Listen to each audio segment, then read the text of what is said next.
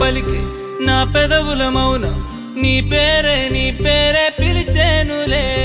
నీ పిచ్చితోనే అల్లాడే ప్రాణం నిన్నేలే